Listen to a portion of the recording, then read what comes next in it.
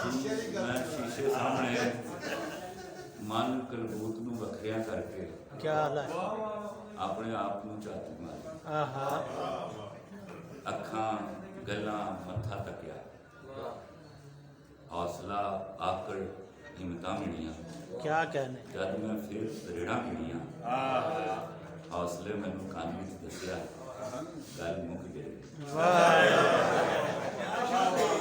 दोबारा कल राती मैं शीशे सामने मन कलबूत नूं वखरिया करके अपने आप नूं झाती मारी, अखां गल्लां मत्था तकिया, हौसला आकड़ हिम्मतां मिलियां, जद मैं फिर तरेड़ा मिलियां, हौसले मैनूं कंन विच दस्सिया, गल मुक गई।